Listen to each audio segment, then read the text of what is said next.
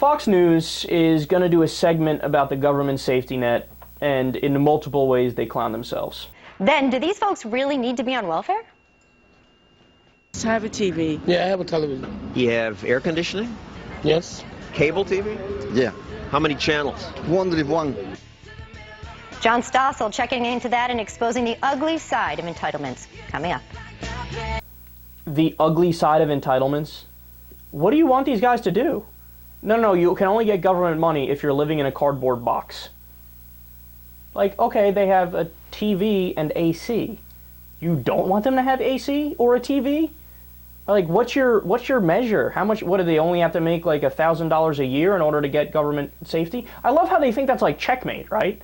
Like in Republican circles, if you say that, it's like, boom, we got to eliminate food stamps and welfare and all social safety net programs. What?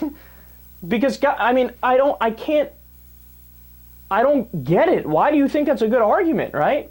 And the reality is, look, the most important point about this is, yeah, consumer goods like TVs, for example. AC is not even a good example, but TVs, video games, refrigerators, things like that, right? They've gone down in price, in cost over the years.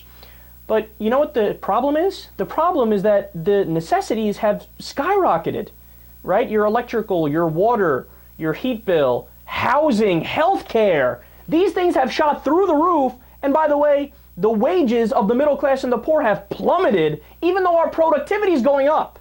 So guess where all the money's going? We're being massively productive, but all that money's going to the rich, because the tax system is rigged against us, and they're cutting government safety net programs. But on Fox News, they go out there, disregard the fact that necessities are rising in price, we're working harder and not making as much money, but they go, God damn it, these guys have a TV and these guys have AC, so I guess you got to eliminate the safety net programs.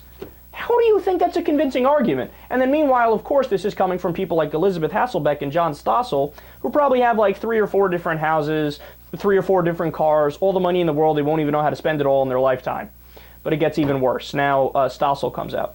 You can see it with the war on poverty, how it created dependency. Look at this. All right. They can proudly say, Lyndon Johnson, we wage war on poverty, we create welfare.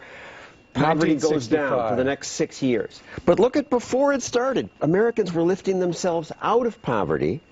Welfare continued that, and then progress stopped and has gone up and down since. Yeah. So we taught people to be dependent. No. That's one of the greatest things I've ever seen.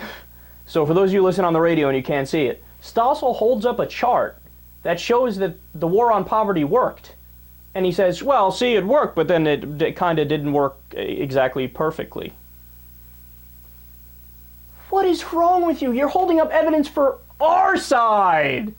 And he goes, well, no, if you see, this line here shows that poverty was dropping a little bit before the war on poverty started, and then when the war on poverty started, it helped even more, and then it kind of, stopped and leveled off, if you will, to a certain number that's kind of always going to be there of people in poverty, right? Okay, but dude, you said it yourself. The war on poverty actually helped. And by the way, the drop from before the war on poverty started is because we still had New Deal policies in the 1950s as well that were pretty strong and pretty vibrant. We had higher levels of unionization. We had more progressive policies back then. We had a marginal income tax rate that was between 70 and 90% on the richest people in the country. So we were massively progressive. That's why it dropped in the first place. And then when you did the war on poverty and got even more progressive, it dropped even more. That's amazing that he holds up evidence for us and says, see, this proves our point. Cut all the government safety net programs. And then look, last point I'll make on this. If you look at after Social Security and Medicare was implemented, did you know the poverty rate for senior citizens in the U.S.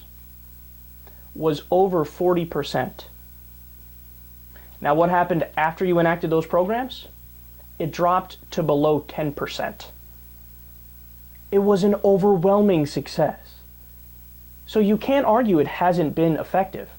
The statistics are so cut and dry. I mean, they're right in your face. It's obvious that the war on poverty worked. And by the way, if you want to say, well, Kyle, look, I want to point to specific examples in specific programs where you've set up a perverse incentive and it actually hurts. So for example, if you have in certain places unemployment paying more money than what a minimum wage job would pay, or if you have welfare paying more than a minimum wage job would pay. Well, then you've set up a poor incentive and you're actually saying you'll make more money if you don't work. Then I'm willing to hear you out, and I'm willing to tweak the numbers that you do for both, whether you raise the minimum wage or whether you cut a little bit for the amount of unemployment. That's a rational discussion to have. But that's not the discussion that John Stossel wants to have. He just wants to do a broad, just get rid of food stamps, get rid of welfare, get rid of all these things that help poor people, because goddamn it, they have AC and they have TVs.